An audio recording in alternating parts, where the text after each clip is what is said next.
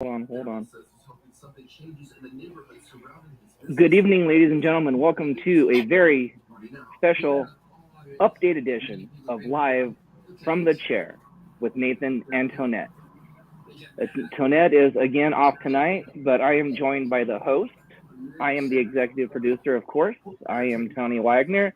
He is the chairman, the God willing Lord and Savior, the professional wrestling god, Nathan Knopf. I kind of like those nicknames.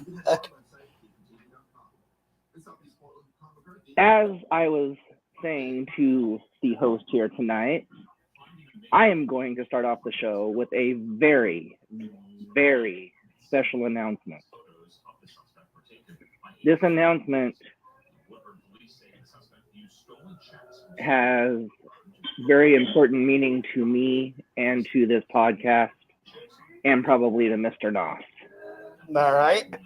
Coming back for one night only, date to be determined, live from Shoreline, Washington, SOA Radio, with your host, DJ Shane. Nice. A show that I am helping executive produce. Nice. All right, top that. Well, I don't know if I can top that one. But I do have confirmation that on April 16th, we do have the Wrestling Encyclopedia. Wesley.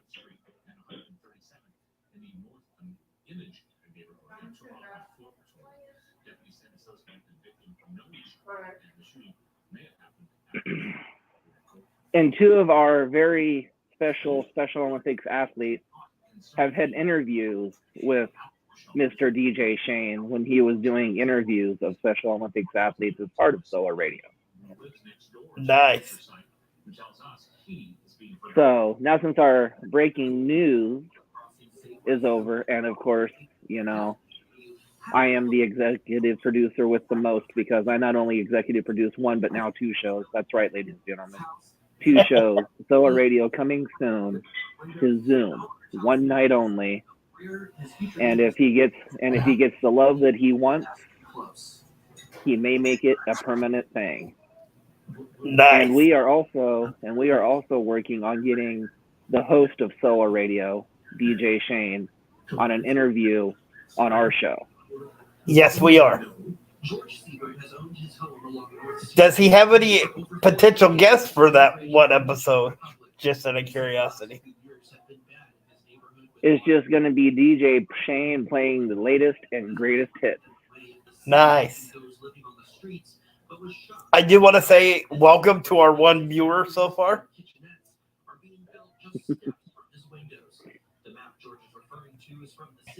So let's get into the podcast. As some of you may have known, Mr. Knopf failed to run the table at yet another pay-per-view. That's right. He is not the wrestling encyclopedia, the wrestling god that I had made him out to be, because he could not even run a table at a pay-per-view. That is true. However, I did get quite a few, so I'm actually taking that as a win because there was a few that I didn't think I was going to get right that I actually did. And to be fair, I did give him a half point on the women's triple threat match because Ruby Riott did turn heel and join Saraya. But to be fair, to me, even that one was a catch-22 for me. So I kind of lucked out on that one. So I did give him a half a point for that one, even though he did unsuccessfully pick the winner of that match, who, by the way, in case you guys didn't know, was and still champion Jamie Hayter. Yes. I do have some news before we get back into that. I did find out through a Facebook message that just popped up on my screen who our one viewer is. So I'd like to thank Luther Strickland for tuning in.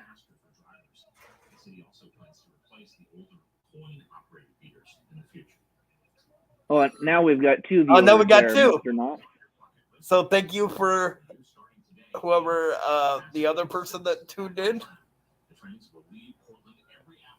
And now, since Nathan can see his Facebook messages, if they are on Nathan's Facebook stream, you can ask us questions on the show, and he will answer them.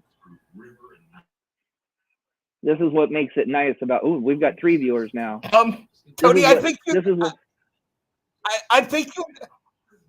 you know one of the viewers because your wife just commented on my Facebook page about this podcast.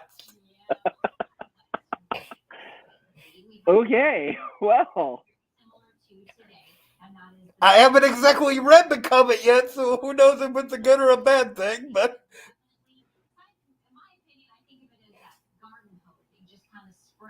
yes, if anybody wants to send us a question about Revolution, about wrestling, about the Seahawks,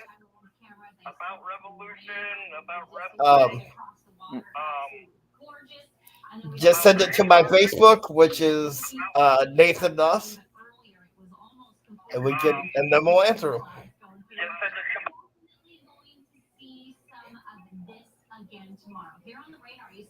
So moving forward, yes, that's right. The chairman still needs some skills on trying to run a table on a pay-per-view. But, one of these days, he just might get it right. Well, we all have our times. But again, for the viewers that are just joining us, huge breaking news.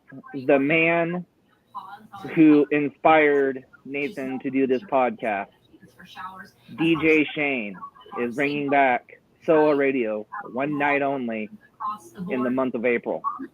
When I get more information on the date, I will let everybody know. But that's right, SOA Radio coming back to Zoom, one night only in the month of April. Which I think is awesome. He is the man that gave us the inspiration to go and do this podcast. Even though he says that he doesn't want to take credit for it, he was one of the driving forces behind this.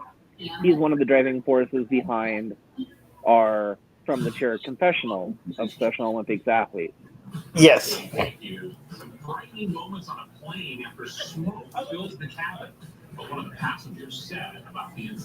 What's your stupid question?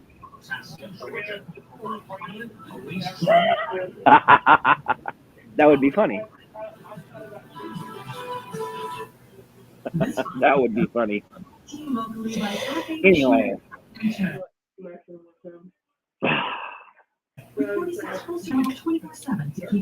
Oh, Dakota is another viewer. Okay.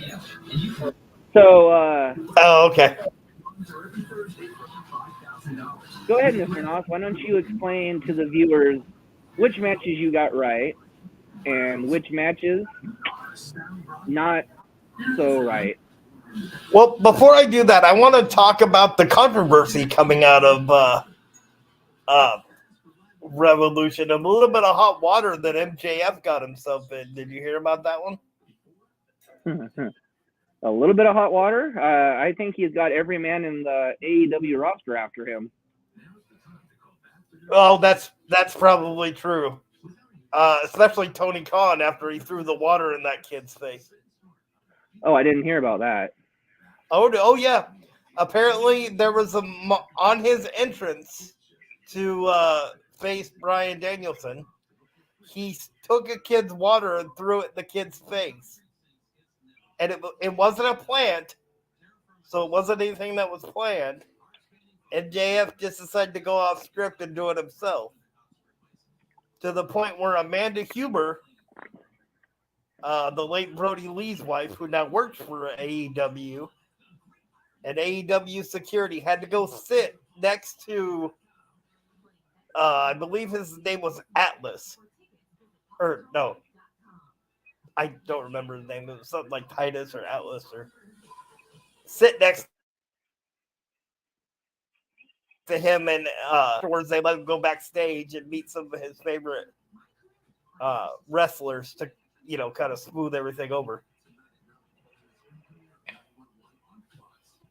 It was brought up at the media scrum, and MJF, in true heel MJF fashion, said, "Well, I thought the kid looked thirsty."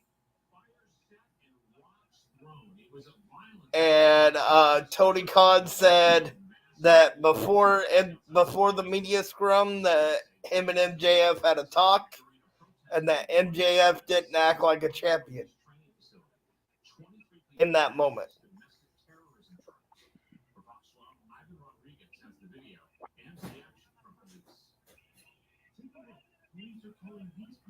So I was wondering what your thoughts were on that one.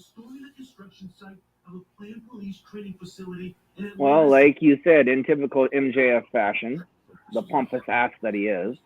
But that's why everybody hates him so much, right? Because he can go off character and still be the MJF that he is, Now, let's turn this around, and we all remember when you were saying that thing about SmackDown where that person, or I believe that Shayna Baszler made Liv Morgan cry, or made that little girl cry when she beat Liv Morgan. Yes. Well, in typical Liv Morgan fashion, she couldn't let that fan go home unhappy. So did you hear what she did? No, I did not hear what she did. She invited that little girl backstage for selfies and personal meet and greet with Liv Morgan. And she signed anything. That is awesome. She signed anything and everything that little girl wanted. She made sure that fan went home happy. That makes me smile. I know you can't see that because I'm wearing a mask right now, but that does make me smile. My only thing is, if MJF pushes Tony Khan too far and goes off script too much, do you think that he's gonna get a little bit too cocky even for Tony Khan? Well, I mean, I don't know. Has Vince McMahon or Triple H taken the title away from Roman Reigns for him being as cocky as he has been? No, but to be fair, Roman Reigns hasn't caused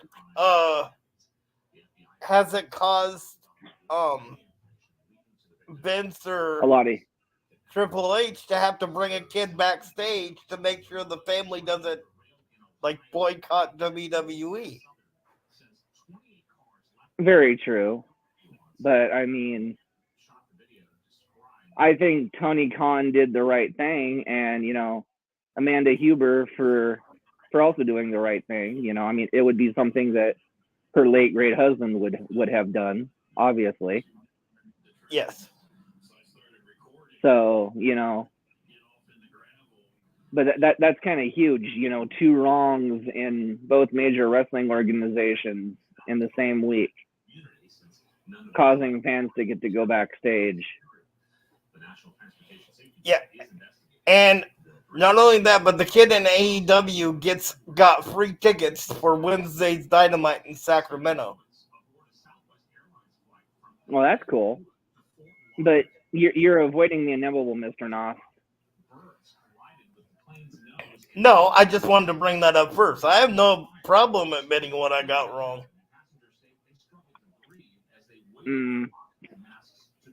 Okay, well, I mean, and let's get it right. I was also wrong in my predictions as well. I think Nathan and I agreed on pretty much all the ones that he lost too. I think we ran the table with that one too. So the first one. Yes, I do want to take a second to say I Go want to ahead. take a second to say hello to the number one Rhea Ripley fan who's watching us right now and commenting like crazy on this post. And that would be Kay Smith. Rhea Ripley, the future SmackDown Women Champion. Yes.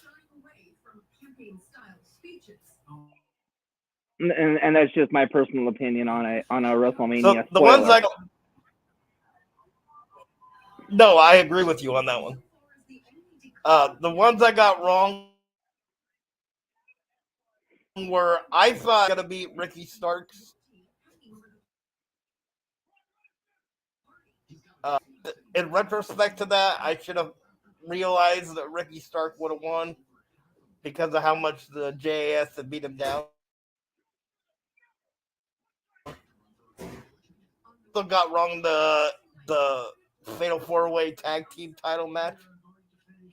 I honestly thought they were going to give it back to the Acclaim just because of how over the Acclaim was.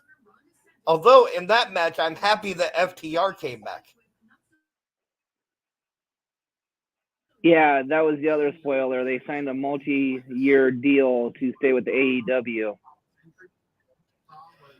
Yes, and to which I have to say, bravo for pulling the wool over everybody's eyes and selling that whole going back to WWE thing with the little envelope next to the wine glass. I thought that was very well done.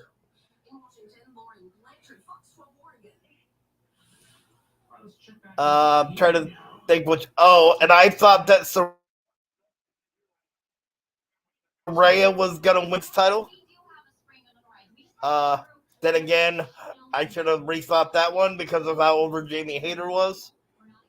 But again, I'm taking part of that one as a win, which Tony, you gave me credit for that, so thank you. Because I did predict that Ruby Soho was gonna turn heel.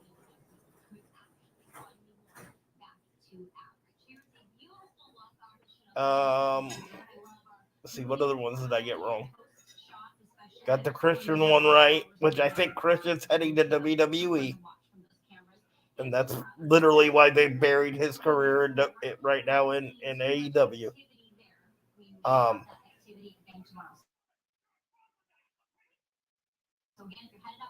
with the Lucha Brothers and Mark Briscoe versus the Varsity Athletes, which I actually went back and watched that match on YouTube. Very well done by all six competitors. The Froggy Bow for the win. Yes, and finally, Smart Mark Sterling got a fear factor from Penta.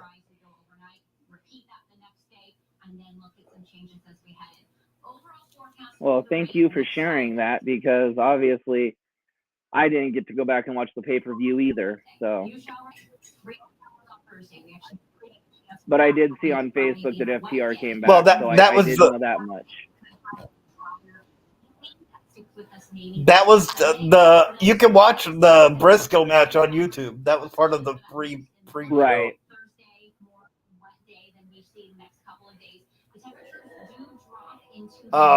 Let's see what else. I got the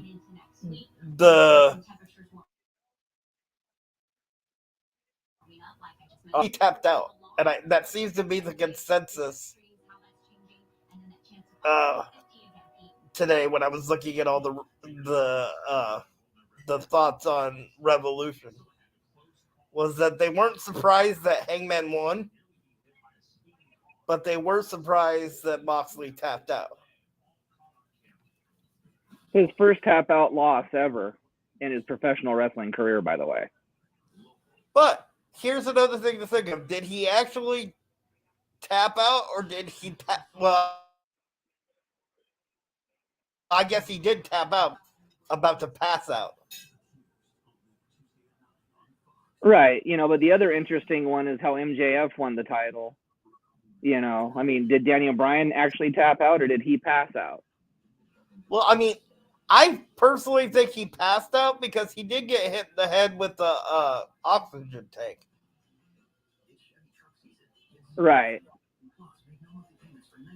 And Bruv, as much as we bagged on MJF at the beginning of this podcast, and rightfully so for what you did to that little boy, bravo to Bryan Danielson and to MJF for what's being called one of the best, if not the best, AEW match in history. I mean, to go 60 minutes and then still have to go into sudden death, i.e., Bret Hart and Shawn Michaels at WrestleMania 12.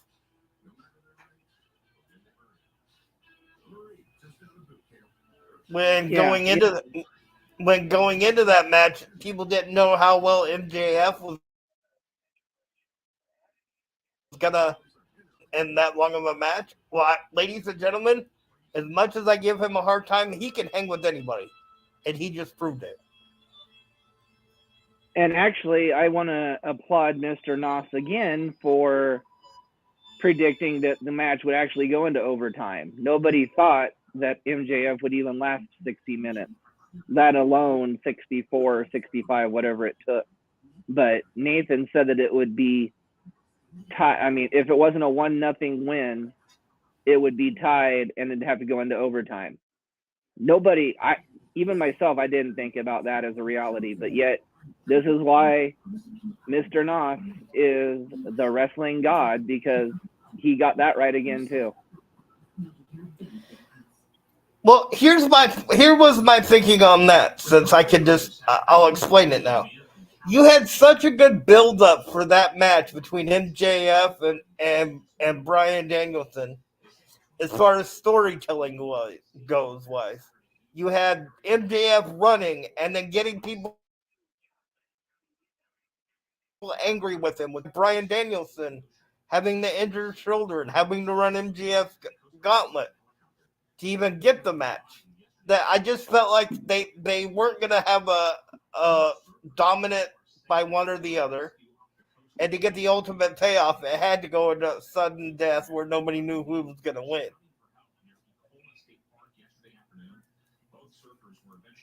So here's a question for you, Mr. Chairman. Who is MJF's next challenger? Well, according to the internet, it's supposed to be Adam Cole. Your thing, so maybe I should let you do that. But honestly, if you go off of Revolution, it should either be one of two people. And this isn't a slide on Adam Cole, but it's just the fact that Adam Cole hasn't re-debuted yet. I think it should either be Jungle Boy, who, as I've said before, is one of the only talked about months ago of AEW that has never held a singles title, or based off of his win against Moxley, maybe do Hangman Page.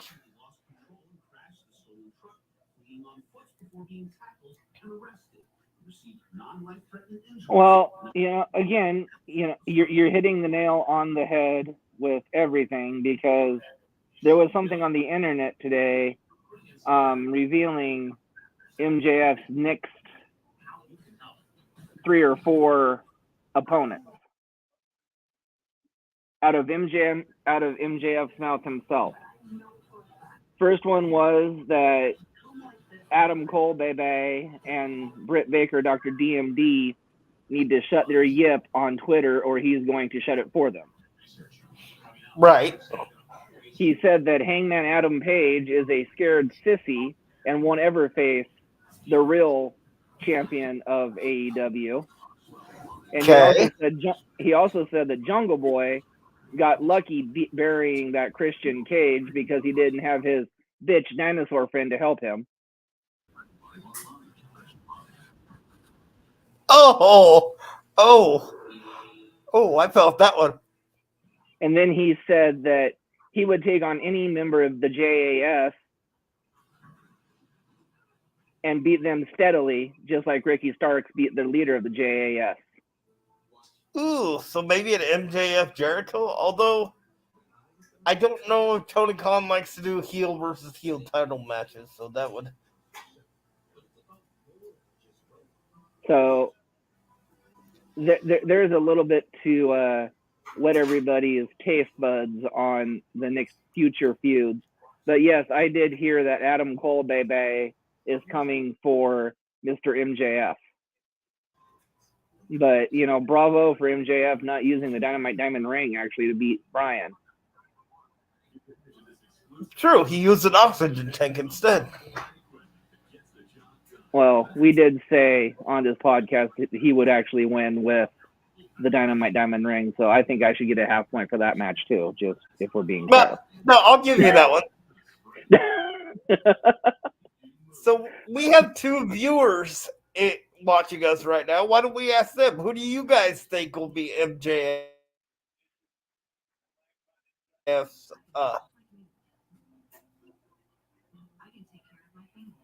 And when we're waiting to see if they leave a comment, I did hear some breaking news from QT Marshall today. It's QT Marshall, not Marshall. Marshall. My apologies, QT Marshall. I don't want him to throw an apple at me. For the fans of the factory, they're done. Oh, did QT finally take his ball and go home? And I'm talking about the faction, the factory, not the school, the Nightmare Factory. Oh, okay. Apparently, and for those who don't know, they're actually about ready to launch another gimmick for QT Marshall, called QT or QTV. Oh God. To be with by and by the way, I got this today from another YouTuber named Ango. For those of you who are interested in some everyday wrestling news, check his videos out. He said that QT's new gimmick will be QT complaining about like the wrestling on TV, right? And the dirt sheet writers and the YouTubers and Drew Gulak was doing his PowerPoint presentations and he was complaining about how the cruiserweights flew and the writers did this and how and everything like that, then kind of like that character. So we'll see how that one works in AEW. I've always said that Tony Khan is a little bit smarter than Vince McMahon or whoever's writing for WWE. So hopefully he'll do a little bit better for that Drew Gulak had.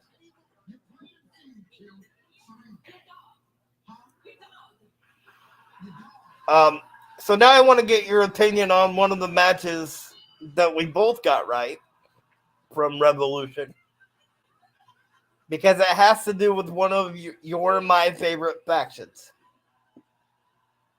who at Revolution lost their trios championships.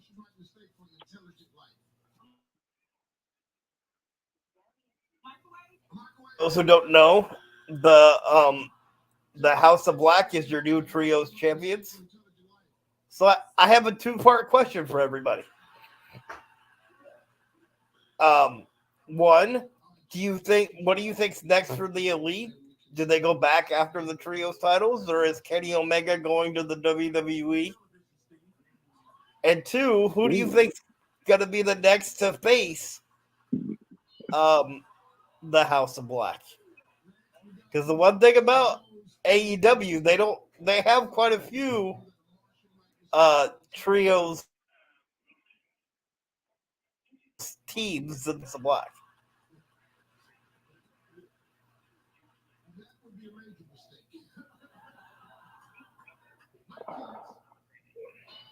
Well, I guess I will go first since I don't see any.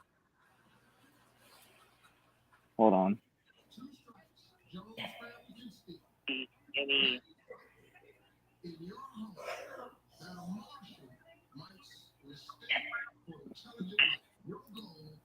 Okay, so I don't see any fans answer. So my thought, first of all, I'll go part two first. I am going to come with a new trio that just debuted at Revolution. I'm going to go the trio of Reach for the Sky Boys and the Lucha Brothers to face House of Black. Okay, I actually agree with that. That was actually going to be the one I was going to go with too. Which is why this makes it a good podcast for you and I, because a lot of times we agree and sometimes we disagree.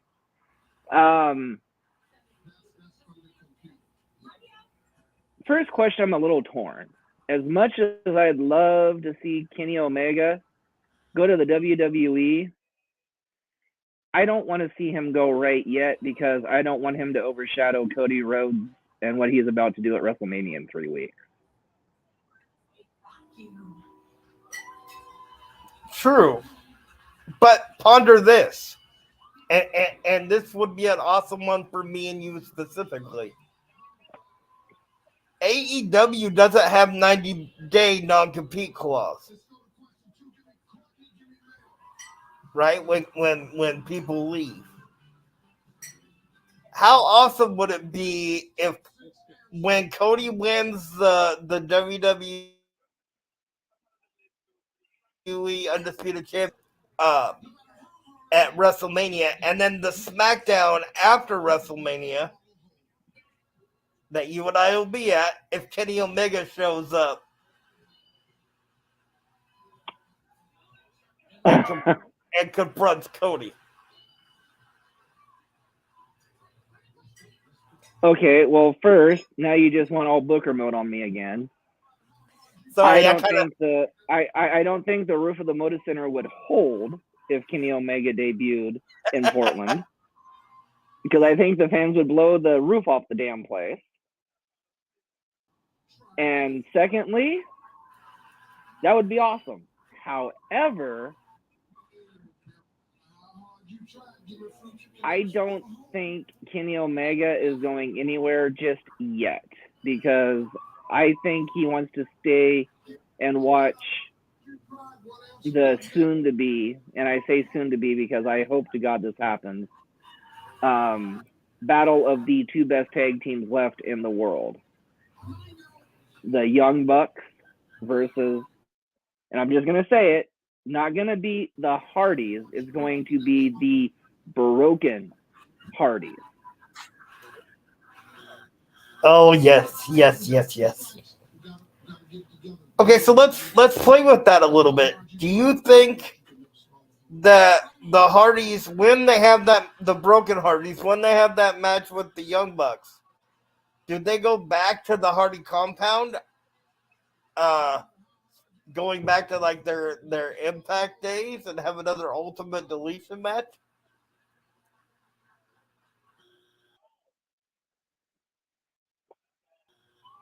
That because Jeremy Borash is in WWE and he had such a big part in that. Well, I don't know if they would ever have another one of those Ultimate Deletion matches because they wouldn't do it without Jeremy Borash, I think. However, I could see them doing something at the Hardy compound where if, as we all know, like you were saying here earlier, all three of the EVP's contracts are up here in the next couple of months. So I'm not really saying that I disagree with Nathan on Kenny Omega going to WWE. I just don't think it's going to happen quite yet, because I think the match with the Broken Hardys and the Young Bucks will be a loser leaves AEW match, which the Young Bucks lose. And again, going back to something I heard from Ango today, and it made a lot of sense. The only other reason I could see Kenny staying, other than what you said about the Broken Hardys and him wanting to, see that match and possibly be involved in it, would be the fact that as much as Kenny Omega is a video game fan, I think he loves the fact that he has so much control and input into the AEW video game department. And I'm about 99% sure he wouldn't have that same input in WWE with 2K.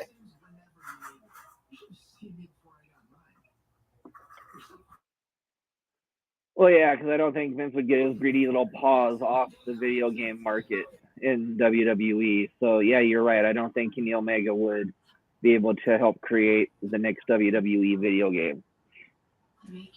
And I don't think it would be the type of game that Kenny Omega would want to create. He's gone on record of saying he doesn't want another game like WWE. He wants a game like what AEW is creating, more like the No Mercy video games. Which I have to the Nintendo 64 No Mercy video games. If for no other reason but to put Triple H in the Miss Royal Rumble 2000 competition, and just make him out to be kind of a real idiot. No offense to Triple H, and please don't come to the frontier and kick my butt.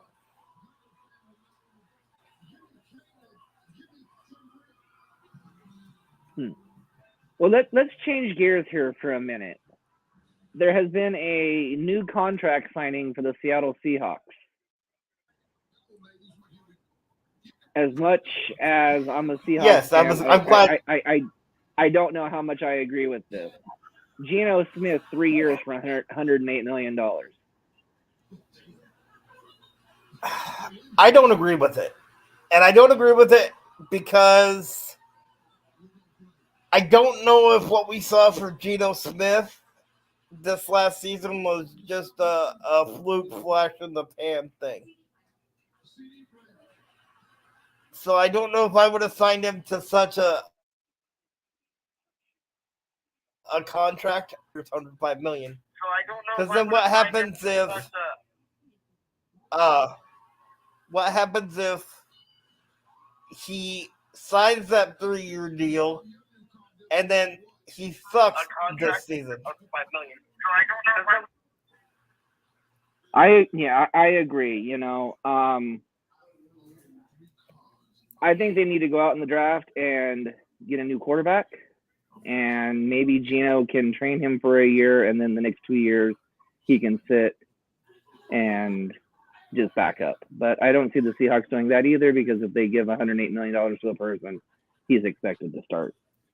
And I know the quarterback I would like to see them go get, but now that they signed Geno, I don't know if they're going to do that. I would have loved to see them go get C.J. Stroud out of Ohio State.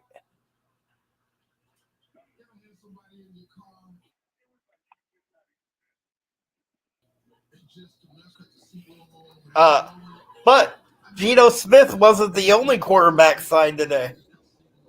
I was just going to get there. Carr signed with the Saints. Yes, I thought that one was interesting because now I don't know what's going to happen with Jameis Winston.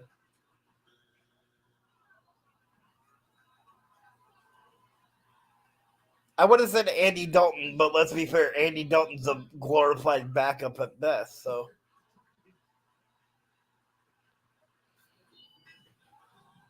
Isn't that the truth? However, now McDaniel can get his future quarterback in Las Vegas. Sorry, I almost called them the Oakland Raiders again. I'm sorry. It's the Las Vegas Raiders.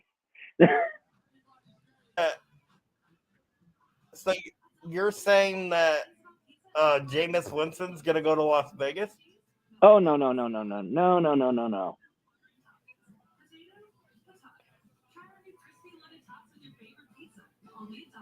No. I'm saying now that they get all these draft picks from uh, the Saints, they're going to get a new quarterback in the draft. But however, moving on because we're probably going to lose some fans because it's football talk. Back to the wrestling.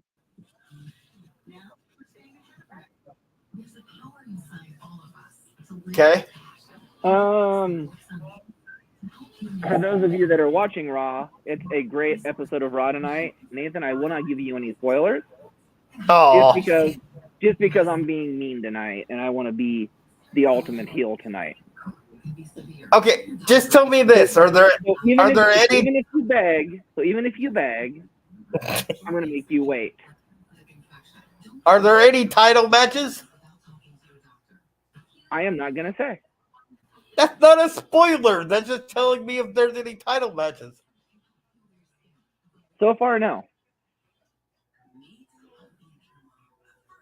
Okay.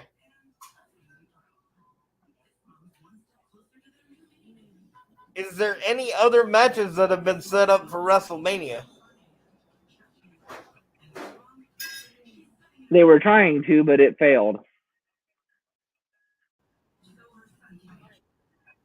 Oh. Now I'm intrigued. Can I ask one spoiler? And then you can choose whether to tell me or not. Okay. And as our co-host on here likes to call him, did the Fizz get his butt kicked tonight? Let's just put it this way: the Fizz hosted the showdown between Seth freaking Rollins and Logan Paul. So you put two and two together.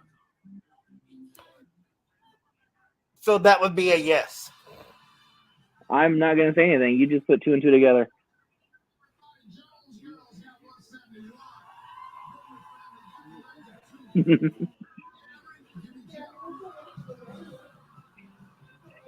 But I will tell you that Nathan Noss's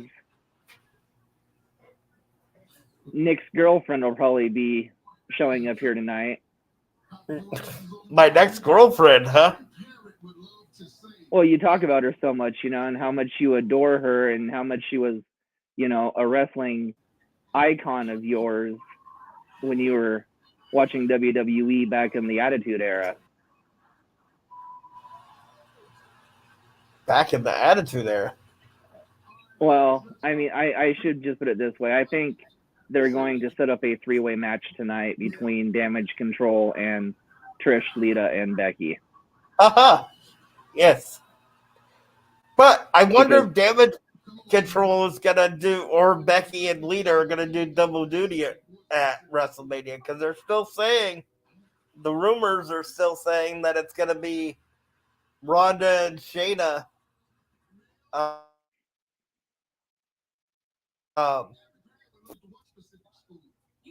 Although I don't know if you would call that double duty if they just did it on different nights.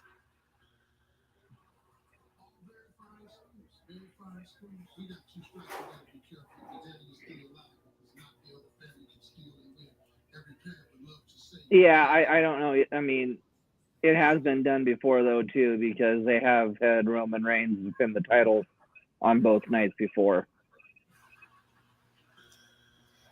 Well, did you know that the original match for WrestleMania,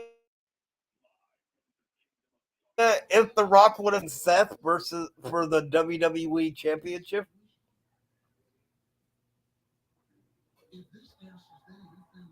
What was that?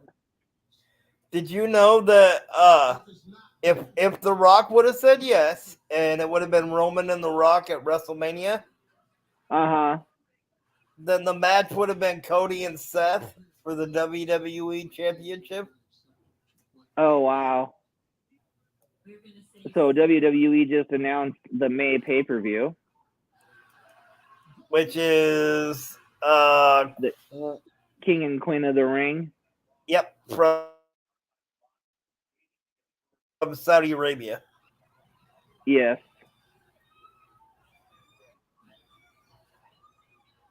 And some people are saying that's who's going to end up buying WWE. and possibly that the deal might be done by the time they have uh the Queen of the Ring and King of the Ring pay-per-view.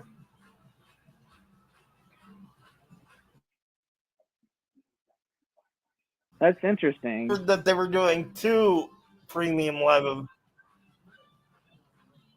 I had heard they're doing two premium live events in May. Oh, really? Yeah, don't quote me on this, but isn't Money in the Bank in May also?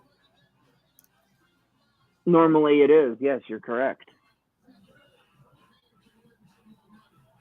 And we know that one's going to be in London at the O2 Arena.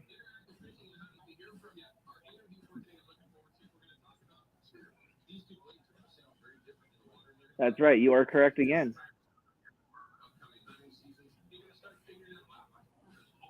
But And yeah, not go ahead. not only that, but they've added the SmackDown before Money in the Bank will be at the O2 Arena. Wow, that's interesting.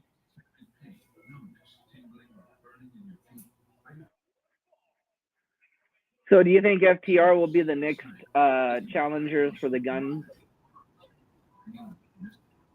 Yes, Do you think they get? Do you think FTR gets their titles back from the Guns? absolutely, 100%. I'm not even second guessing that one.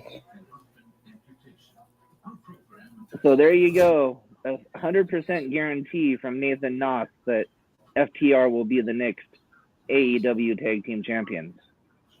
After he All was it, saying that it should have been the Acclaim. So can we really trust what Nathan says, or is it just a bunch of hot air? wow, I kind of stepped in that one, didn't I?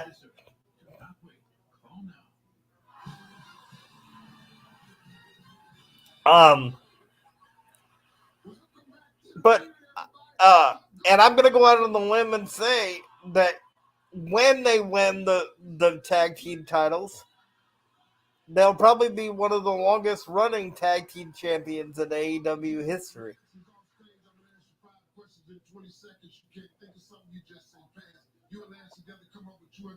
So here, let me throw something else at you. As much as as much as you asked who the next challengers will be for the trios titles, I think they're going to make it.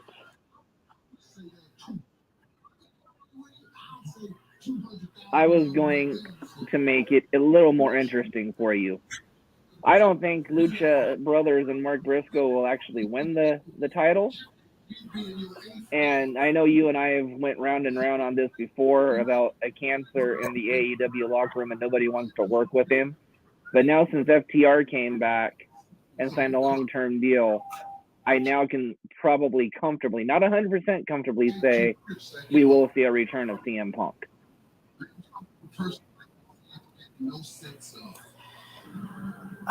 You know, they say never say never in pro wrestling. Um, but I, I am starting to lean more in that direction because right now, um,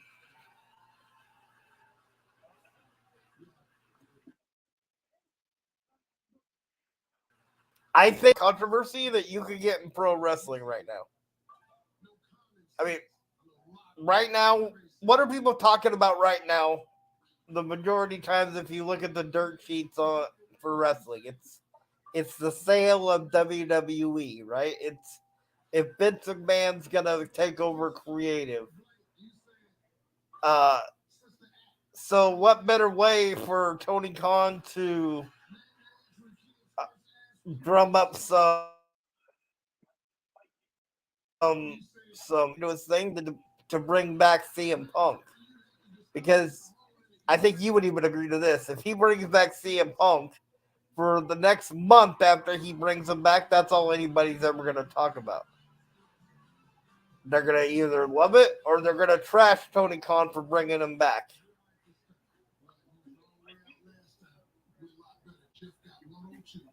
So as I was saying, yes, I could see FTR taking the titles from the Guns, but as I was saying, I see the Guns becoming dual champions again in AEW when they team up with their friend CM Punk and beat the House of Black for the Trios Championship. Now you can bank on that. See what I did there? I did. I did see what you did there. Speaking of bank, even though she's not going back to that anymore, It's Monet, by the way. Now, right? But now last month, and she didn't come to AEW last month. She didn't come to AEW Revolution. Do you think she's coming to AEW, or does she go to Impact at their multiverse of matches thing that they have coming up at WrestleMania weekend? why couldn't she do both, or why can't she debut at Forbidden Door 2? That's true. I mean, Mr. Nas forgets that Okay, there's going to so be a let's do Forbidden both Door 2. organizations. No, it'll be June 24th.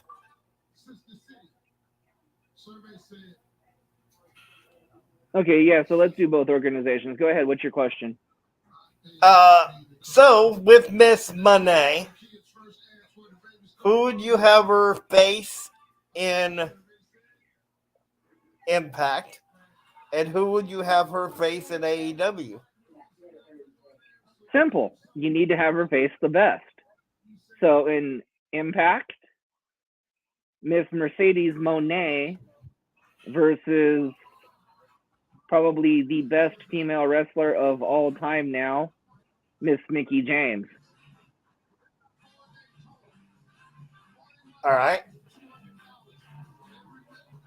And at the Forbidden Door, y'all are going to think that I'm going to say she needs to face the best female wrestler in AEW also, and that would be Jamie Hayter. No. I'm not going there. And I was hoping our co-host would be on tonight because I'm about to blow the roof off of this podcast.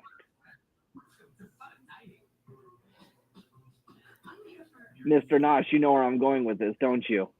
Yes. I say at Forbidden Door, it's going to be Miss Mercedes Monet versus the TBS champion, that bitch, Jade Cargill. I like it. But can I add something to it? Actually, a lot to it. You can, but that was my prediction, and then you'd be just piggybacking off the greatest executive producer of all time. What if you did? Okay, let me do Impact first because I agree with that one in Impact. The Monet versus Mickie James match would be phenomenal. But I would actually put in AEW. I would put both the TBS and the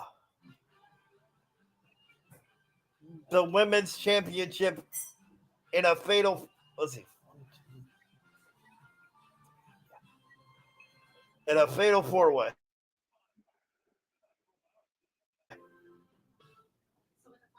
Okay, so you're saying you're going to put all three titles up? Yes. So I would do Monet versus Jamie Hayter versus Jade Cargill versus Dr. DMD Britt Baker.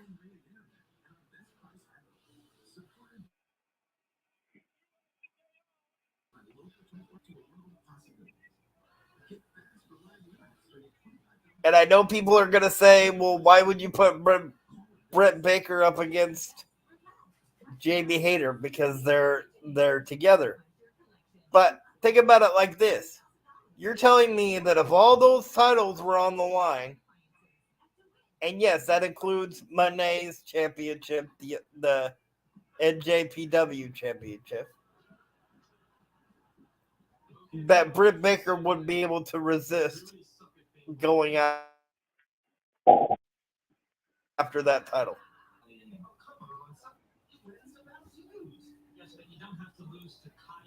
Okay, so then it would be winner takes all the titles, correct? Yes. All right, Mr. All right, Mr. Know It All, the hostess with the mostest, the wrestling god. Who do you take in that match?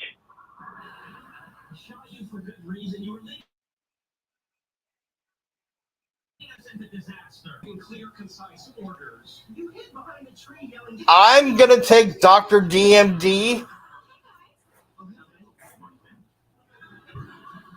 pinning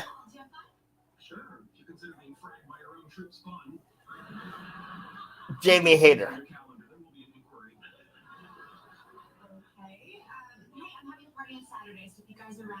Yeah, I don't see Britt leaving her practice to go wrestle in Japan and defend the New Japan Pro Wrestling Women's title.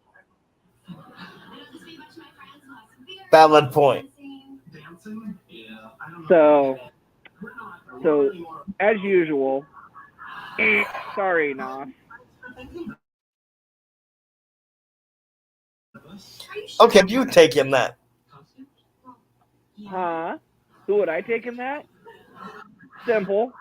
Yes. Probably the hottest female wrestler of all time, and well, not of all time, but on the planet today, Miss Mercedes. Please don't call me Sasha Banks Monet. Okay, so who does she pin? She pins Jade Cargill, giving her first ever pinfall loss. Interesting. And how does that happen? Because Jamie Hayter and Britt Baker even it out because they're going to fight each other. All right.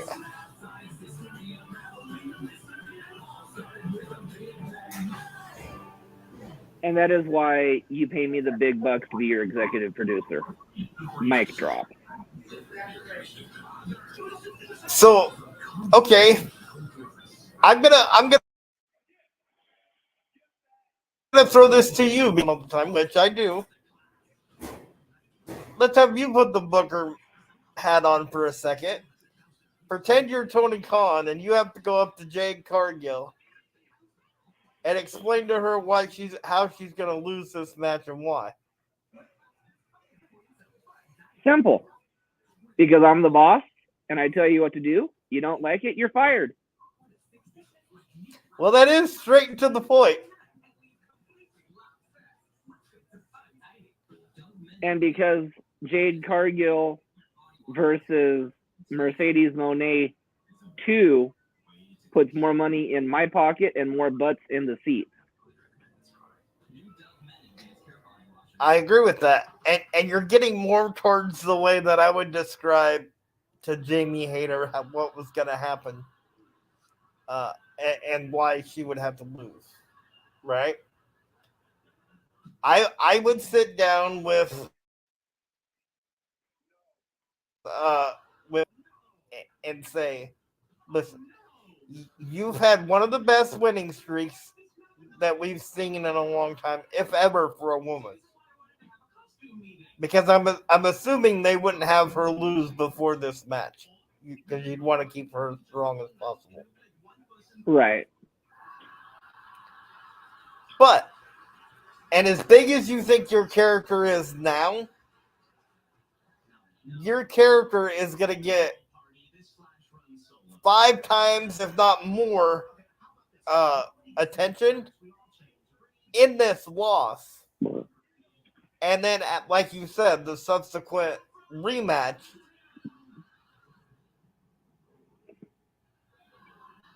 Especially if you have like for like one match that's over here for where Monet wins the title, and then maybe they do another title match in Japan, right? Because then that builds her image in Japan, and that's how I would bring it to Jade Cargill.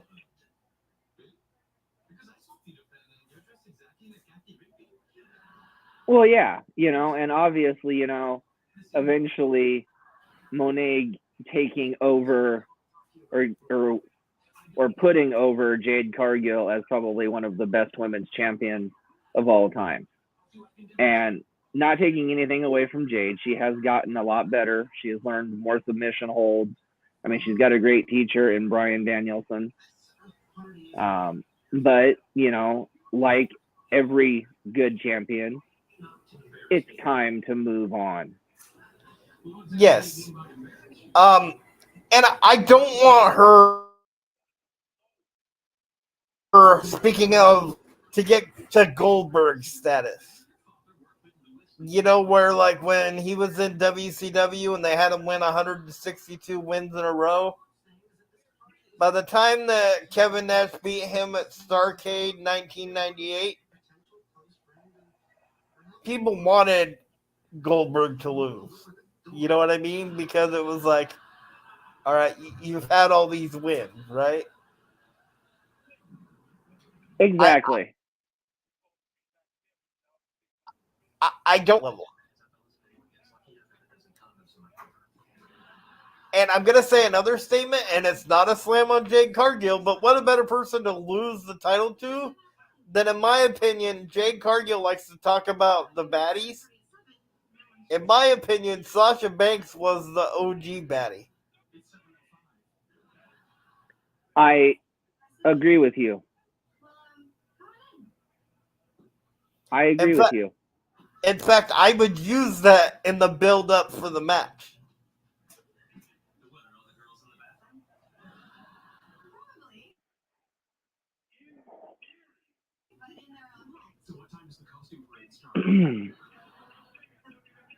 Okay, so let's see here. Who's Jamie Hayter's next opponent? Who do you think is going to stand up next and be her next opponent?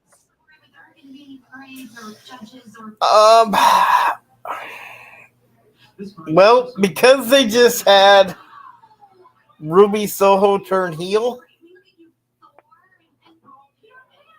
I am pretty comfortable in sitting on one match. And I know people are going to say, well, she just had a title match at Revolution. But I'm talking like, one-on-one, right?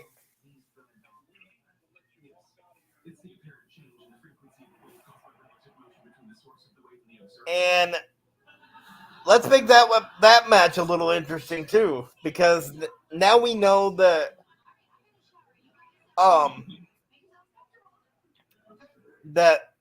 Ruby Soho has Toni Storm and Saraya most likely in her corner, unless they do a back swerve and she just says she hit her with the spray. She was completely fed up with everything. But let's say that Saraya and Toni Storm are in her corner. And leading up to, I believe, the next pay-per-view because I think that match would be a pay-per-view match. Would be one that you would build up towards. And then their contender eliminator matches. So let's say leading up to that match, Jamie Hayter gets beat down, and to stop that, they go back to an oldie but a goodie and have like maybe uh ooh even better. What if they did this? What if they did a blood and guts match, a women's blood and guts match, where Jamie Hayter's title was on the line?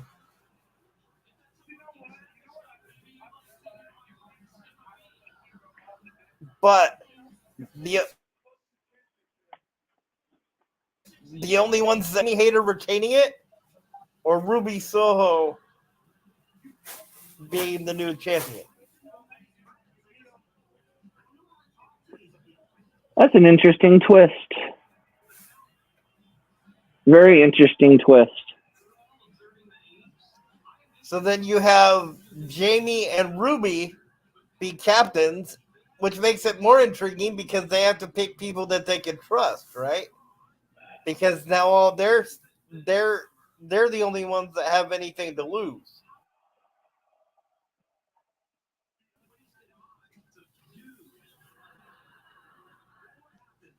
So we know that those matches are 5-on-5, like the War Games matches.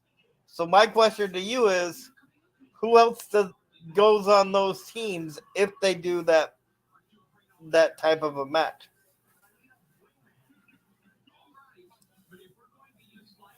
Oh, wow, that's a good question.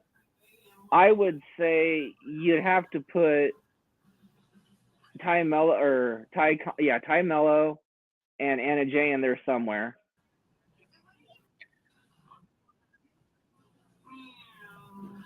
I would say they would probably go on Ruby's side, especially if Ruby's the heel.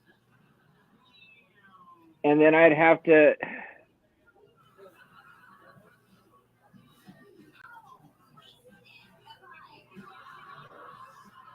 then in some strange way I'd love to see Monet in that match too somewhere. Ooh, interesting. And possibly a little more twist to this. Naomi joining Mercedes. Ooh, I like that one.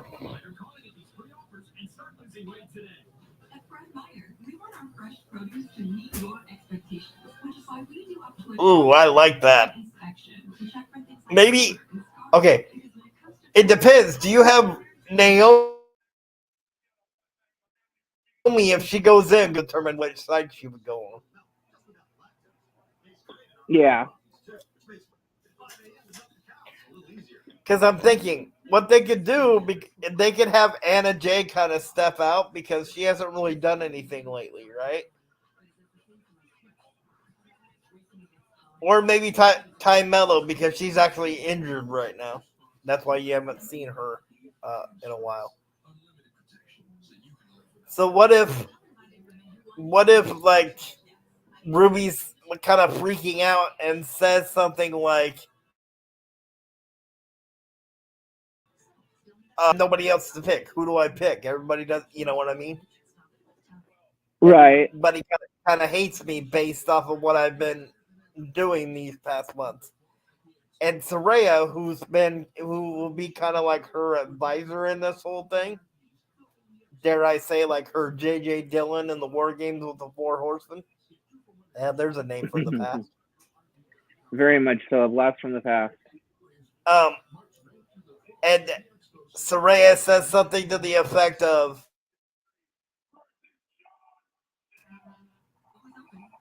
and then she brings in Trinity Fatu.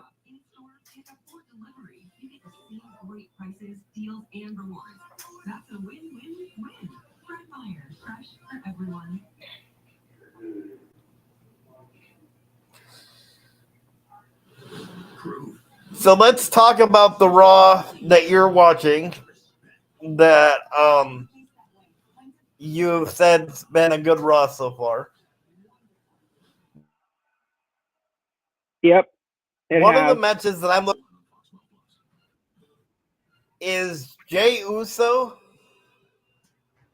versus Jimmy Uso versus Sami Zayn. That is the main event. And I was looking forward to the Finn Balor one, but for some reason I can't think of who his opponent was. Johnny Wrestling. Oh, Johnny Gargano. Yes.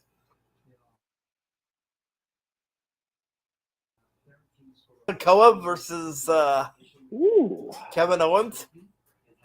Yep, that was the match that let it off. I kind of like that one.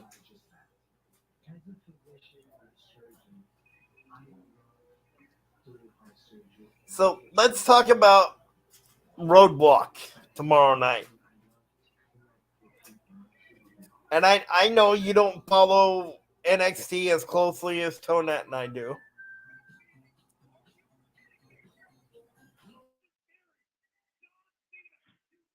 But I do want to get your man that we're going to see tomorrow night, which is Indashir and Jinder Mahal versus the Creed brothers uh, and Braun Breaker. Any team that has Braun Breaker on it is a favorite in my book.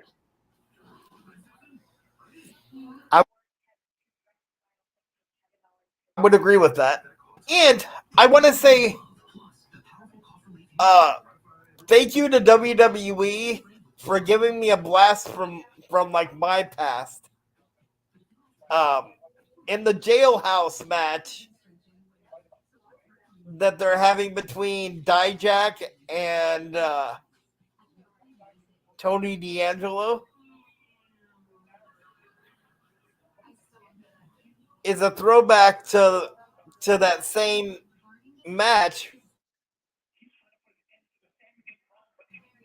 that the Mountie had at SummerSlam 1992 or 93.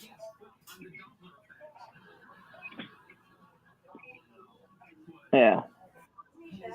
So let's welcome a new viewer to this podcast, Mr. James Carter. Thank you very much, James.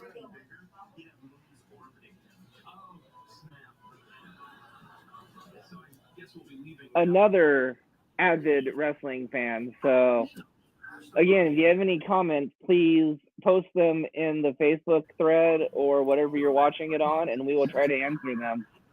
But Yes, please.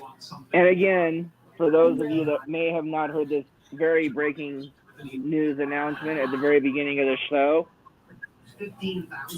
for a one night only in the month of April, SOA Radio returns to Zoom. That's right. SOA Radio returns to Zoom one night only with your host, Special Olympics own DJ Shane.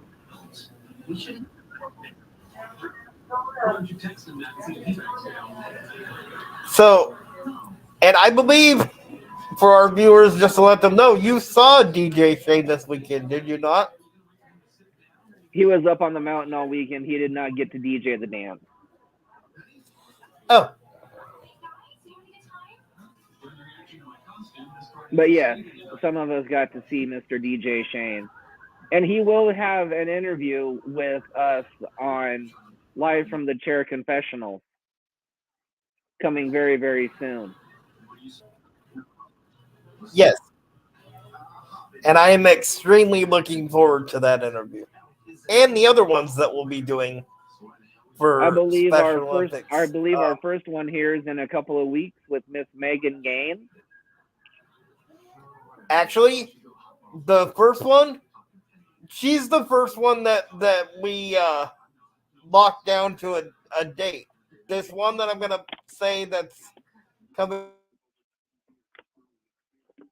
up this week, a couple of days ago, and that would be with he's currently not an athlete, but I guess once you're an athlete with Special Olympics, you're always an athlete. So maybe that wasn't the right way to say that. And that would be Matt Gravitt, who will be on Thursday.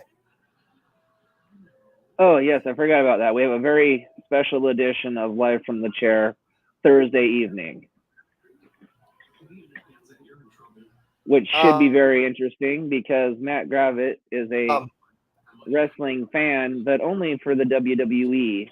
He is anti-AEW, anti-everything else. So this ought to be a very interesting podcast and interview with Matt Gravitt. Yes, and I have talked to him, and he is prepared to talk about AEW.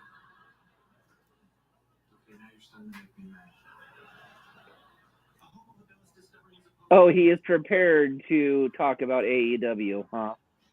Yes. Apparently, he has some strong opinions on how AEW could raise their ratings. Yes, and he's also the same person that goes on every AEW chat and says that it's the death of AEW and Tony Khan's going to run it into the ground. Yes, I already have ideas on how I can refute most of what he says about AEW. So, as Tony said, this should be a very interesting interview. And for those of you that do not know, Nathan and Matt go way back. They used to live together at one point, I believe. Actually, twice. So, yes. Oh, twice. Okay, so I stand corrected. I've actually known Mr. Gravitt since I was 3 years old. I'm sorry, Matt. Touche. Anybody that's had to put up with Nathan that long, I feel sorry for.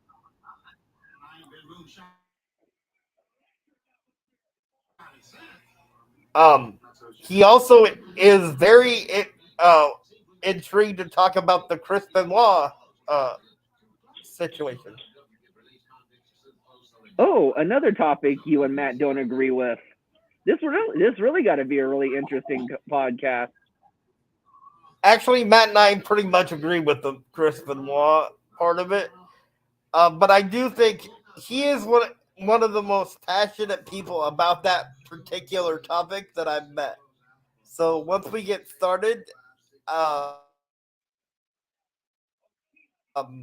it'll be very interesting.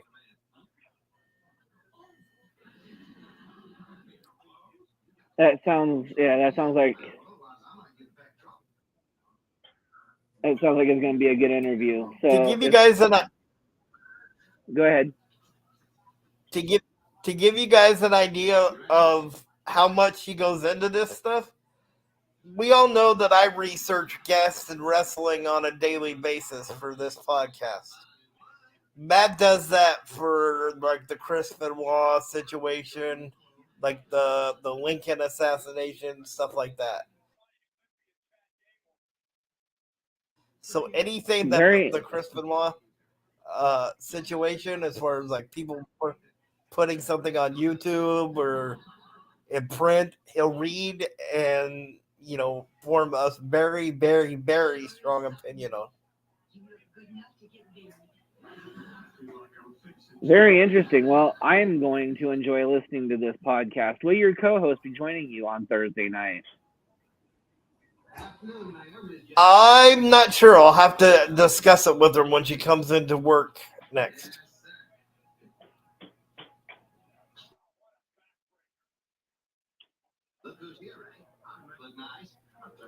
So the next couple of interviews set up, like he was saying, was Mr.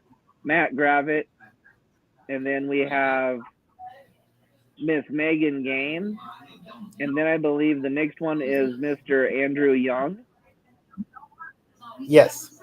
And then I believe after that one we would have our pre-show and if we're going, then we would have our pre and post show from the SmackDown from Portland.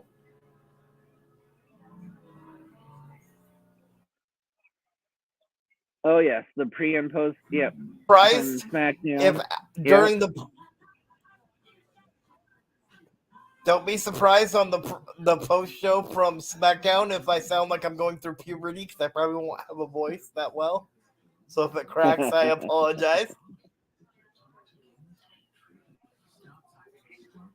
And then after that, yeah. oh yes, go ahead. Go ahead. After that, yes, you're right. We will have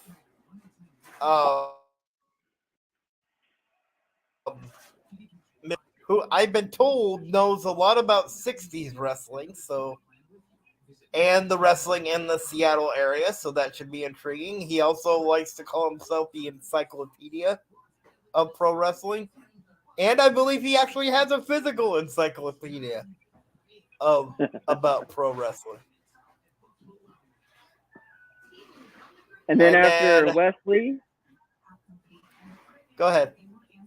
And then after Wesley, Nathan's got a very, very special interview with a wrestling manager legend in the Pacific Northwest, all the way back to his WCWC days where he wore that stupid hat and smoked a cigar.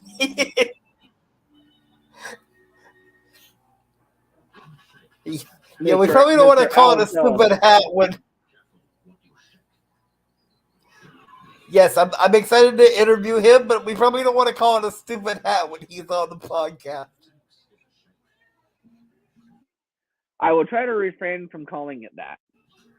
And then a couple other interviews that are in the works to be set up again with the Special Olympics own DJ Shane and a person I got a handshake deal on. I don't know for the viewers that are still on if you guys heard about this on Saturday night, but Saturday night after we got back from the victory dance at State Games, I had a handshake deal with Special Olympics Washington CEO, Mr. David Wu, who has agreed to come on this podcast and be interviewed by Nathan. And after we got off the podcast on Saturday, I emailed Mr. Wu and tentatively set that one up for April 30th. So I'm just now waiting for an email back.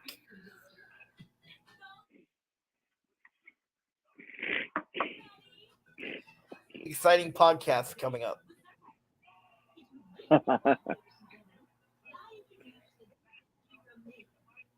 Yes, we have some very, very exciting guests and very much more wrestling talk and more coming up soon. The next couple of ones that I'm really looking forward to, of course, is Megan, just because she's a very passionate leader for Special Olympics.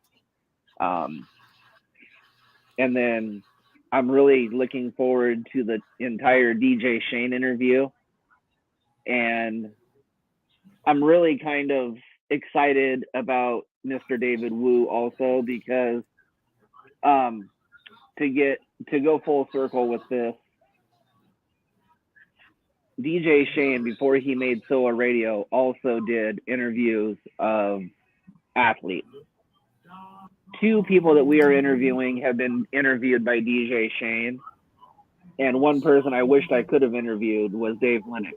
However, he was the former CEO of Special Olympics. We've got the current CEO of Special Olympics. So, Mr. DJ Shane, sir, I hope we do you proud with that interview.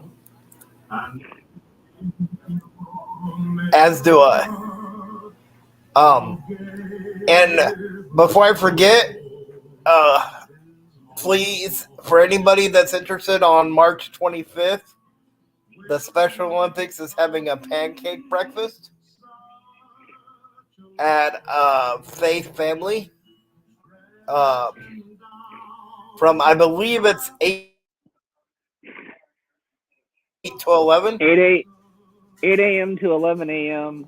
Faith Family Christian Center on Ocean Beach Highway.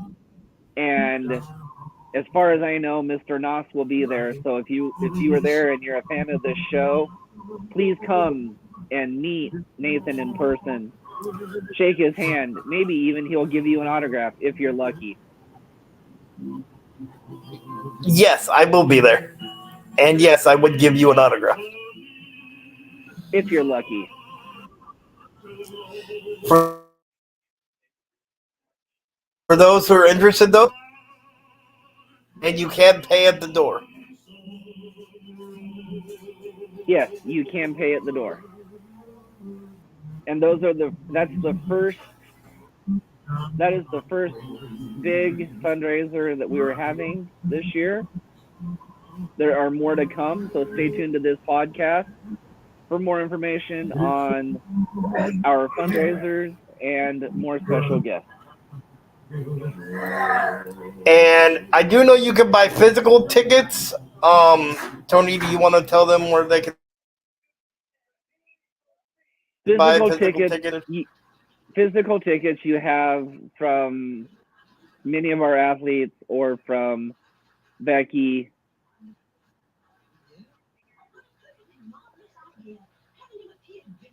But we also encourage you to pay at the door.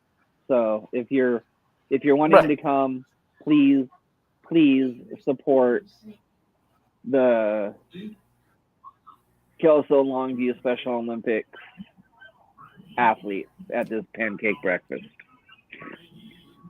And if any of our viewers from this podcast today know me from come to the room here at the Frontier, and I'll write your name down on how many tickets you want, and I'll make sure you get them.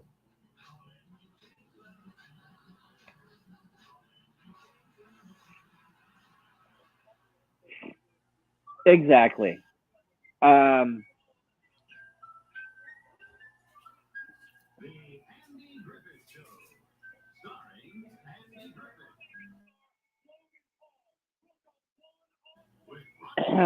Okay, I can't do this. I'm going to give you some breaking news. More WrestleMania matches have been made. Okay. But again, they're obvious ones that we already knew as we were talking about this before. It is now official.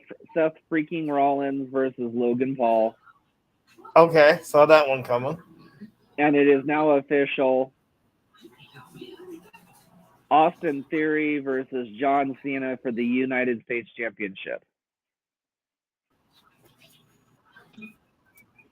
Oh, so they did put the United States Championship on the line. I was kind of wondering whether they were going to do that or not. WWE Championship is on the line. So let's talk about that one for a minute. Do you think they're going to have John Cena win the United States Championship, or?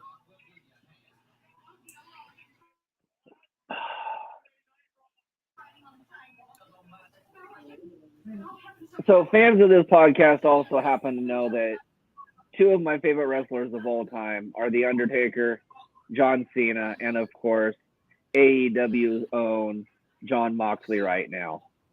I will never see anybody besides his daughter beating Ric Flair to be 17-time champion. That being said, if John Cena wins the U.S. title, that doesn't count as a world championship reign to make it 17. So, long answer to this is yes, I see Austin Theory losing the title to John Cena, possibly maybe for a week or two, and then winning it back because John Cena's got to start making a new movie. Okay, I'm going to say yes, I see Austin Theory losing the belt to John Cena, but I'm going to throw a curveball at you and say I don't see Theory getting it back right away.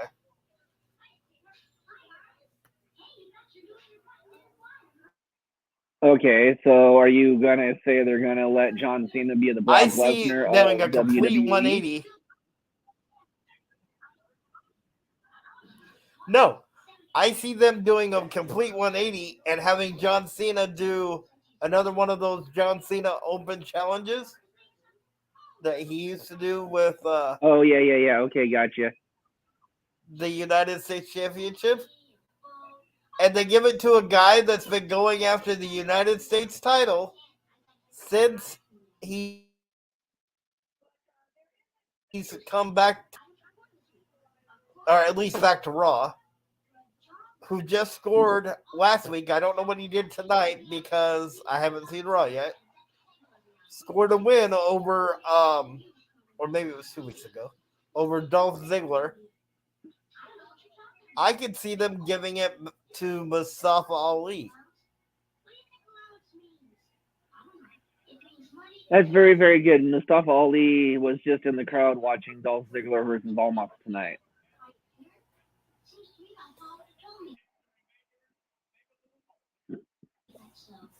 Because, I mean, what better way to, make the fans go, huh? That if you have Mustafa Ali, take up Cena for that challenge, pull off the upset, win it, and then you could still have Austin Theory and Dolph Ziggler go after the U.S. title because there's still history there.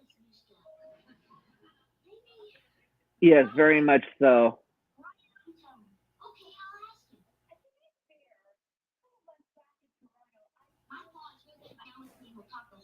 As far as Logan Paul and Seth Rollins goes, I can't see WWE letting Logan Paul beat Seth Rollins.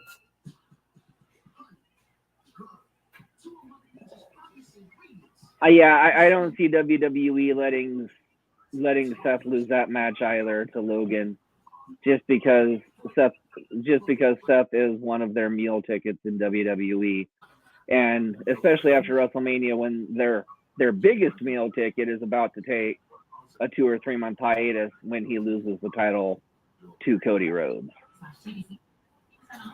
Yes. And so we somewhat. As I might add, don't interrupt me, nah, or I'll go over. I apologize. And bitch slap you straight out of your damn bed. I apologize. That's what I thought. As much as we dog on Roman Reigns, when he loses the title, he will take a much needed vacation, much like his former Shield member and confidant Jon Moxley just did in WWE or in AEW. Okay, I have 2 questions for you on that. One, who do you think Cody's next opponent's going to be after he wins? Since we did that with MJF. And 2, when Roman comes back from his well-deserved vacation, do you bring him back as the tribal chief heel that he is now? Or do you bring back the big dog Roman Reigns?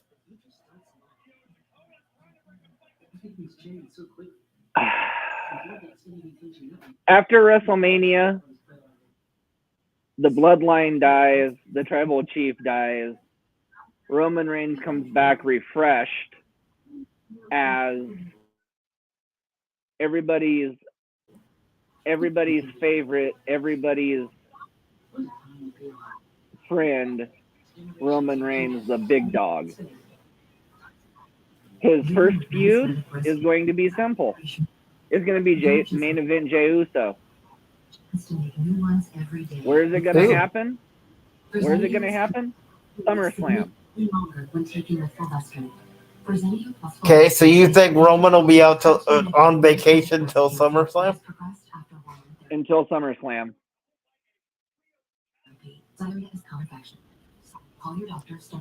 And who do you think Cody's first opponent's going to be? Cody's first opponent?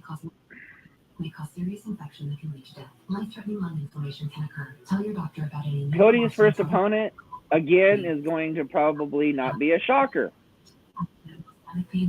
We're going to get Cody Rhodes versus Seth freaking Rollins, Trey.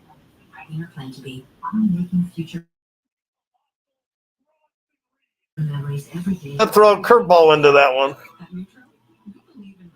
I think Cody Rhodes' first opponent after WrestleMania will be a debuting Switchblade Jay White. Interesting. But I think Jay White is going to AEW to join the Elite.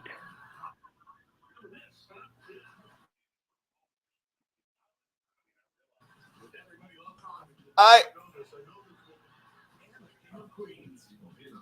don't disagree with that, but wouldn't you have if he goes to AEW, wouldn't you have a better storyline if you had him go against Kenny Omega in the Elite? No, because you would have the instant build between Jay White and Adam Cole, baby. True. You could have Jay White go and here's an upset and shocker. You could have Jay White go and do something that so far nobody's been able to do. Beat MJF to become the new AEW heavyweight champion. Ooh. Here's another thought, though.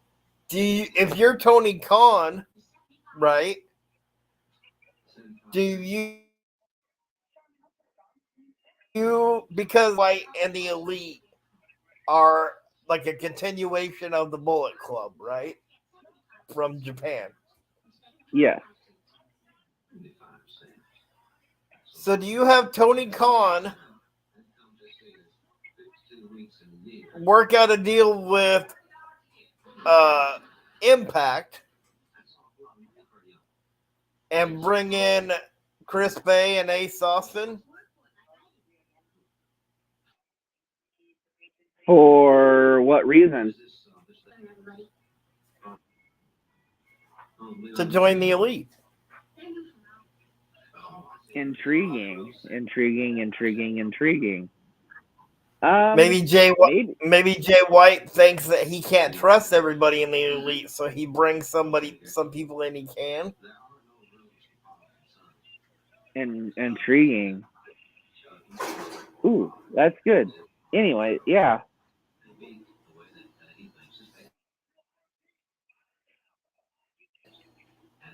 Oh, speaking of I'm glad I remembered that. We have a new member of the Bullet Club.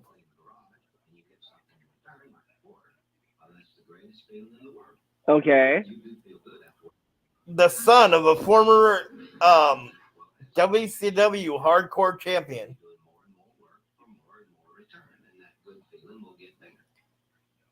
And the son of the man who, for years, helped run the WWE's women's division.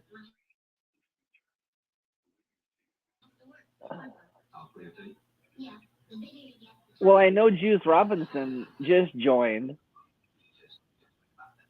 Right.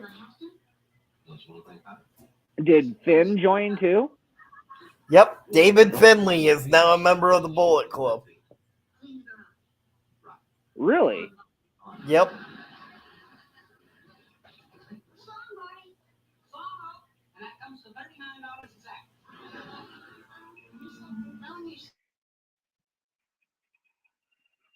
According to Rightful Select, David Finlay debuted on New Japan on their latest show with new music, new attire, and a whole new vicious wrestling style, much like his dad. So do they reform Finn Juice? Or the only thing that I don't know, because if David Finlay in with Jay White to AEW, because the person that attacked Jay White right before Jay White left New Japan was David Finlay. Interesting.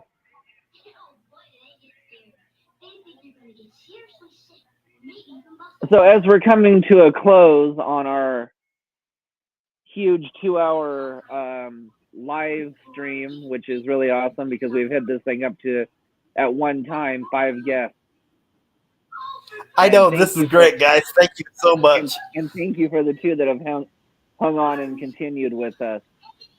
So let's play Q&A. Does anybody have any questions for the chairman? The 2 of you that are on, just I'm watching the stream on my phone, so I can see if you guys have any questions. And no questions off limits. I'm an open book, so.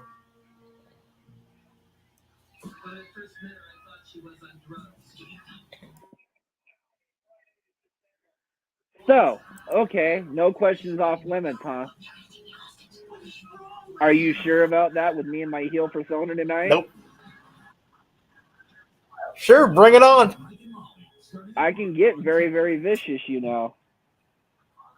Oh, I know. Bring it on.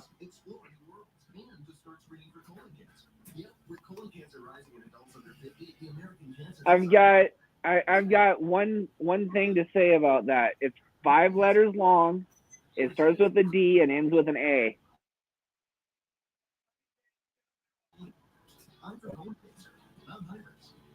Starts with a D and ends with an A, huh?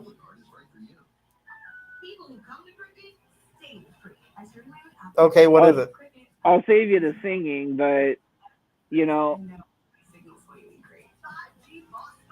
you ain't ever going to get another woman because that O'Donna tormented you for life. That is true. You know, it's kind of bad when somebody scarred you so bad, if you're thinking about if you ever go on a date again, of bringing a checklist and having the person like fill it out before you go on the second one. Can you please fill out this questionnaire before we go on a second date, please? Exactly. You know, we laugh about that, but I'm about 50% serious. I'm considering doing that.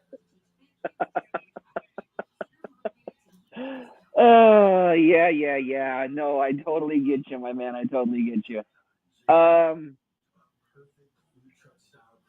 Okay, no questions would yet. you like to know the first question on that questionnaire would be? Would you ever burn me alive?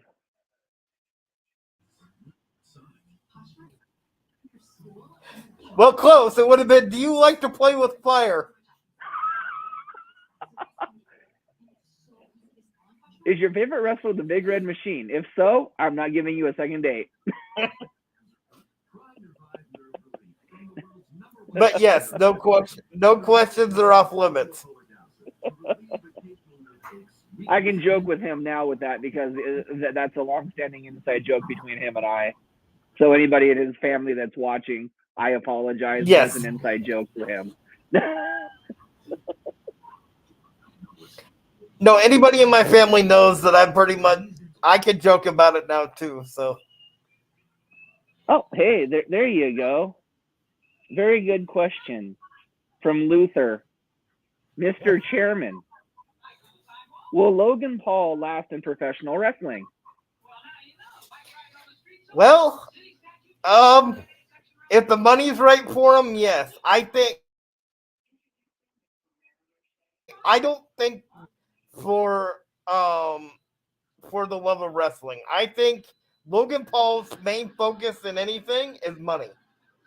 Look at his boxing career when he beat Floyd Mayweather. Now he's got the energy drinks. So as long as he's getting paid, he'll last in pro wrestling. As soon as that stops, he'll move on to something else.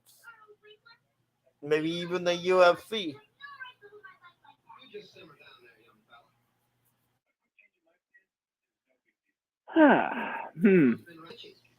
Okay, so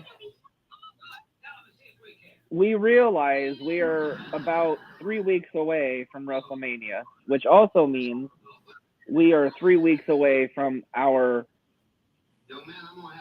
Portland debut or our Portland SmackDown. And that also Yes. means, Nathan, that also means that our chairman and our host is 3 weeks away from getting that dorky ass mask off of his face that he can't even wear Amen. properly during the podcast.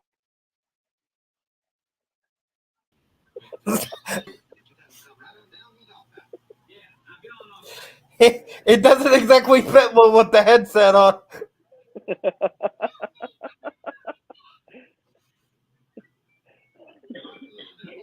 Hey, yeah, I got a laugh out of that one. Yes, I did my job. Cool. Okay, second question. What about George Kittle? Isn't he going to try pro wrestling during the off season? Okay, so who asked that question? Luther again.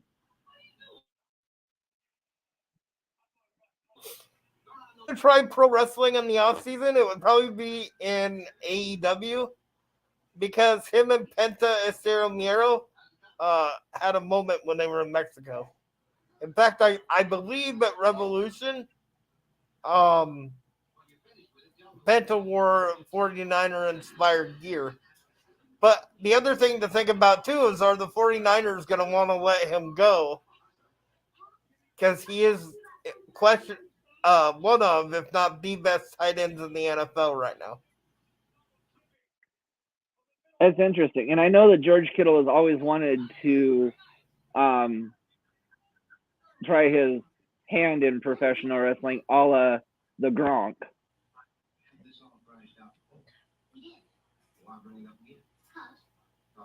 But I mean, I even kind of cringed when Gronk did it because, and I think Kittle's got far more talent than Gronkowski ever did.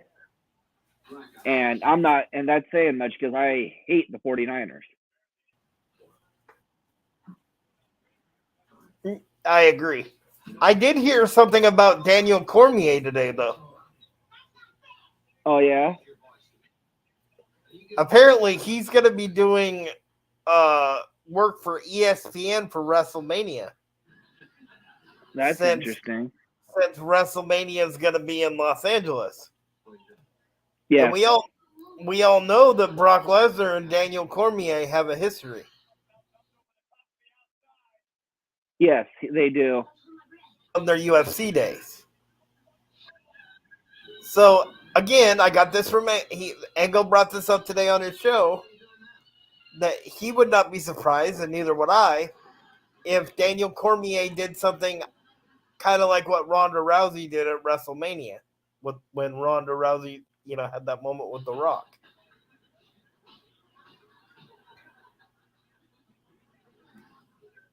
Right.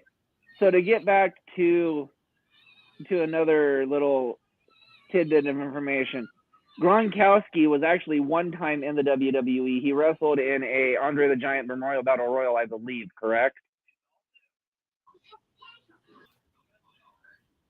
Correct, Nathan? He interfered, if you could actually. Yeah, he interfered in the Battle Royal. That's how he did it at WrestleMania. But he was a 24/7 champion. Oh, that's right. Back when the 24/7 title was a thing.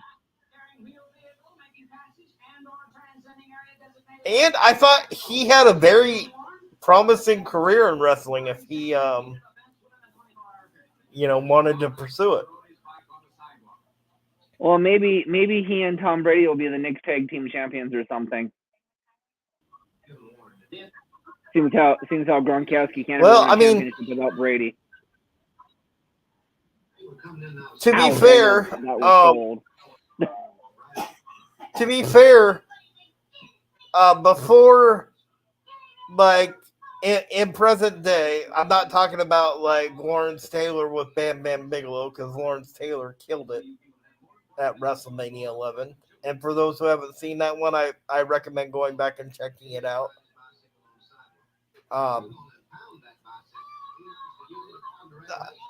The the two you would have to compare a football player going into like a major wrestling company would have been Pac-Man Jones and Impact Wrestling with R-Truth, then going by Ron Killing. So I mean the bar was set kind of low because Yeah. even though Pac-Man Jones was a tag team champion in TNA. Yeah. Here's a little bit of trivia for you though. Mongo McMichael was in the WWE before he was in WCW.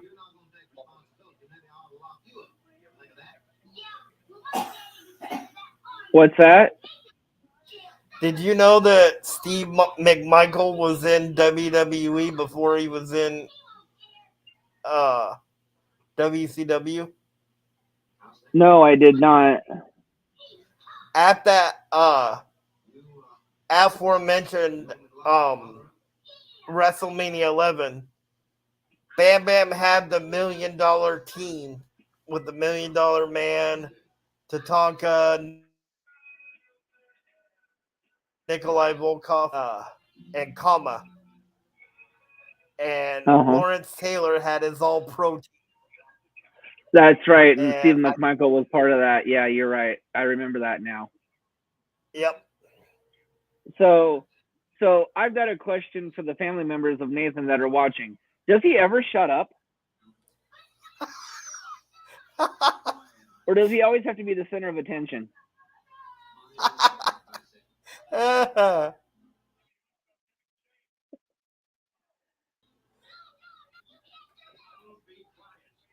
So to get back to answer some of these questions that he was asking while his uncle or cousin, whoever you are to him, Cousin. okay, while his cousin was so rudely taking up the podcast, yes, The Rock does still wrestle at times. He was actually supposed to be in the main event at this year's WrestleMania, but he said that he was not in wrestling shape and did not want to face Roman Reigns this year.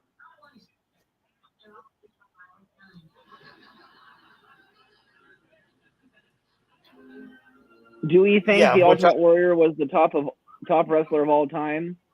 That's a tough one. I love the Warrior, but my top wrestler of all time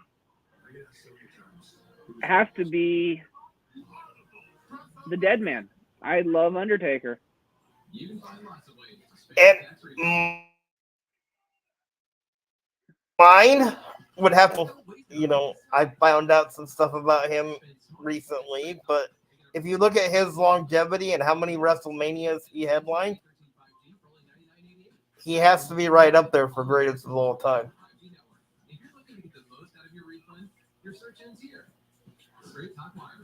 And again, thank you, Luther, for agreeing with me that Nos, you need to shut up.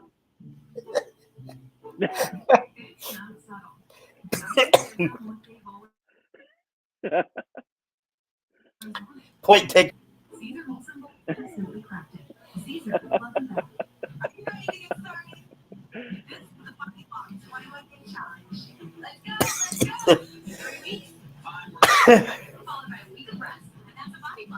So the trios match at WrestleMania was made. Damage Control versus Lita, Becky, and Trish Stratus.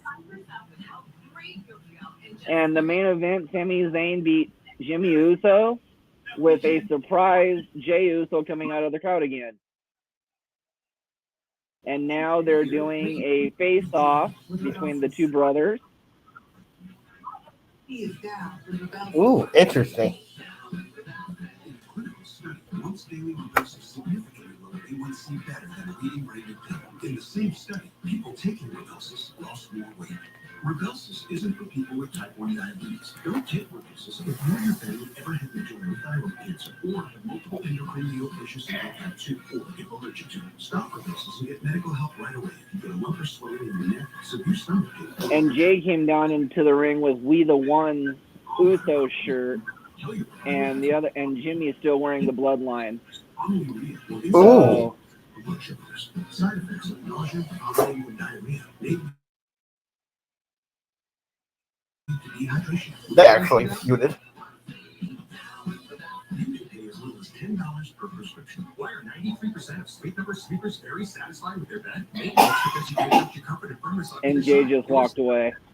Pressure points can keep you Now, comfortable all night. before we go, I have an interesting question about that whole if Jay and Jimmy feud. I know we want Naomi to possibly go to AEW, but do you think if the Usos feud, she helps her husband win, and that?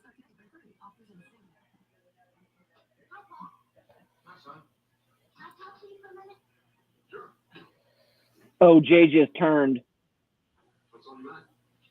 Did he hit his brother? No, he hugged Sammy. He just turned. Oh, that had to hurt.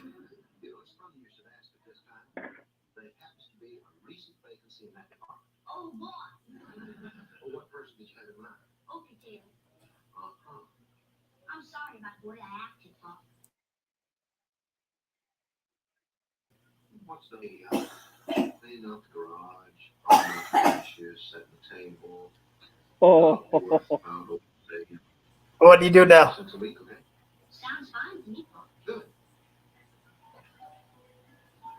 Sammy and Jay just did the one Oh, together. oh. Talk about hitting the heartstrings of.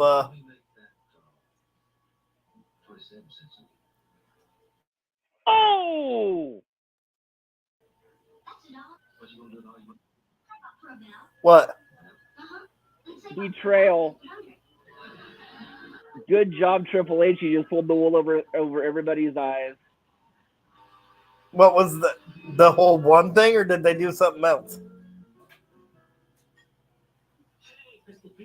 Jay just attacked Sammy. It was a setup. Oh, brilliant! And now the other brothers. Now it's 3-on-1. Oh, please let Kevin Owens. Nope, it's not Kevin. Who's that? Who's coming out? It's their cousin's WrestleMania opponent. Cody? Yep. Oh.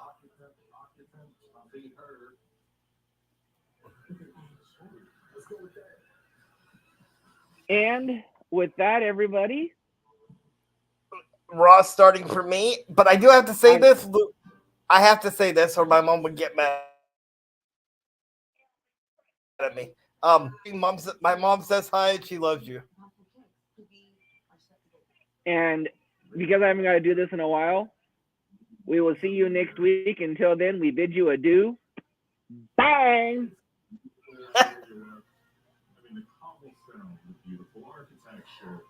Thank you very much, everybody.